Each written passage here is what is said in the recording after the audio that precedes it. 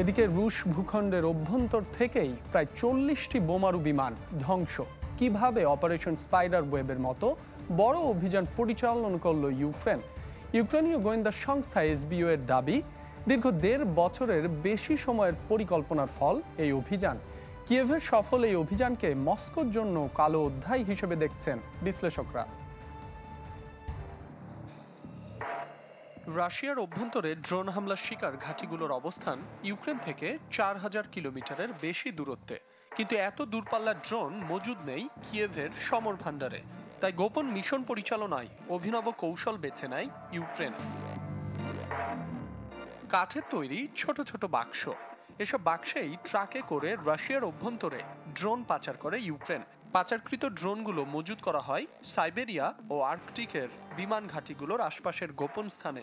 সময় সুযোগ বুঝে এগুলোই ব্যবহার করা হয় রোববারের অপারেশন স্পাইডার ওয়েবে। অভিযানের ঠিক আগে ট্রাকে করে ড্রোনগুলো নেওয়া হয় বিমান ঘাঁটিগুলোর কাছাকাছি, চালানো হয় হামলা। এর আগে এ ধরনের অভিযান পরিচালনা করেনি কোনো গোয়েন্দা সংস্থা। সেখানে প্রেসিডেন্টের জড়িত থাকার নজিরও খুব একটা নেই। ইউক্রেনের গোয়েন্দা সংস্থা এসবিইউ এর দাবি, দীর্ঘ 18 মাস পরিকল্পনার পর রাশিয়ার কৌশলগত বোমারু বিমান বহরকে অচল করতে পেরেছে তারা, যা মস্কোর জন্য কালো অধ্যায় হিসেবে দেখছেন বিশ্লেষকরা। এমন হামলা রাশিয়ার নিউক্লিয়ার ট্রায়াডের জন্য বড় আঘাত, কৌশলগত এভিয়েশনের জন্য শক্তিশালী ধাক্কা। কমপক্ষে 4টি Tu-95MS আগুনে পুড়ছিল। ভিডিওগুলো সবাই দেখেছে।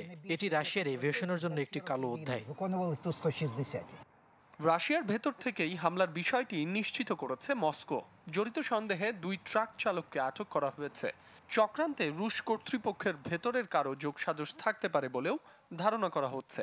হামলার সময় ঘাঁটিগুলোর আশপাশে কোনো ধরনের রুশ আকাশ প্রতিরক্ষা ব্যবস্থা ছিল কি না সেটিও খতিয়ে দেখা হচ্ছে। এদিকে ইউক্রেনের হামলায় রীতিমতো পঙ্গু রাশিয়ার কৌশলগত বোমারু বিমান বহর।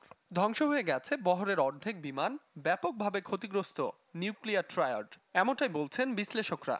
অপারেশন স্পাইডার ওয়েবের কারণে মস্কোর ক্ষতির পরিমাণ $7 বিলিয়ন বেশি বলে দাবি কিয়েভের। ক্ষতিগ্রস্ত হয়েছে দেশটির কৌশলগত ক্রুজ ক্ষেপণাস্ত্র বহরের 34% আকাশযান। মাসুম রাব্বি, চ্যানেল 24।